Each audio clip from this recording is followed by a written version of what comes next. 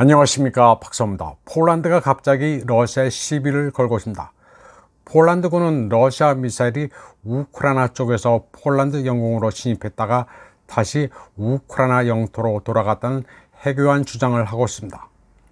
폴란드군 참모총장 비에슬라프 쿠쿨라 장군은 브리핑에서 미사일 추적 물체가 금요일 폴란드 영공으로 40km 이동한 뒤 다시 우크라이나 방향으로 되돌아갔다고 주장했습니다. 그는 러시아 미사일이 폴란드 영공에 진입한 것을 의미한다면서 전투기가 출격했지만 늦었다고 말했습니다. 폴란드의 이런 주장은 러시아가 우크라이나 주요 도시를 향해 미사일과 드론으로 타격하는 사이에 제기됐습니다. 러시아는 지금 우크라이나에 대해 단단히 손을 보고 있습니다. 폴란드의 쿠쿨라 장군은 그러나 러시아 미사일이 날아왔다가 되돌아갔다는 주장을 뒷받침할 아무런 정보도 제시하지 않았습니다. 이에 대해 스톨텐베르크 나토 사무총장은 모스크바의 책임을 돌리지 않았습니다. 다만 경계를 늦추지 않을 것이라고만 했습니다.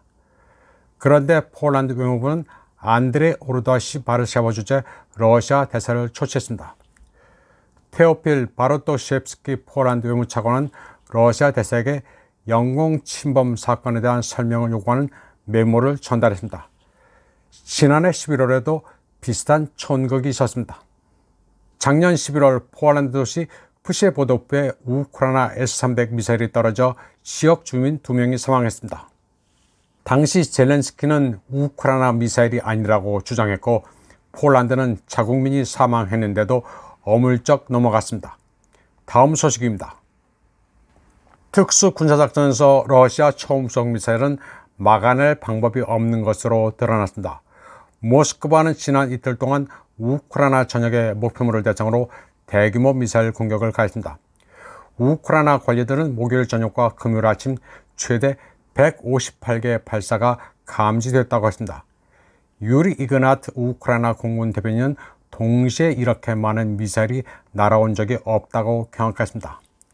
러시아 국방부는 우크라이나의 방산업체, 군 비행장, 기지를 대상으로 미사일, 드론을 사용해 50차례 집단 공격을 가했다고 밝혔습니다. 이번에 러시아가 발사한 미사일은 KH-22, KH-32 초음속 미사일입니다. 특수군사작전 개시 이래 지금까지 모두 300개가 발사됐는데 키예프군은 하나도 요격하지 못했습니다. 그런데 KH-22 슈토름 초음속 미사일은 소련이 1962년에 처음 실전 배치한 사정거리 600km의 무기입니다.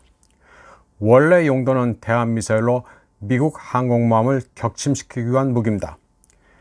KH-32는 KH-22를 개량한 미사일로 1990년에 개발됐습니다. 최대 사거리가 1000km로 늘어난 공대지 크루즈 미사일입니다. 각각 62년, 90년에 배치된 소련제 낡은 미사일도 우크라이나는 요격을 하지 못하고 있습니다. 그러니 러시아의 미사일이 얼마나 뛰어난지를 알 수 있습니다. 50년도 훨씬 지난 무기들을 아직도 실전에 효과적으로 사용하고 있습니다. 냉전 시대의 유물조차도 맞추지 못하는데 킨잘, 칼리브르 같은 신형 미사일은 더 말할 필요도 없습니다.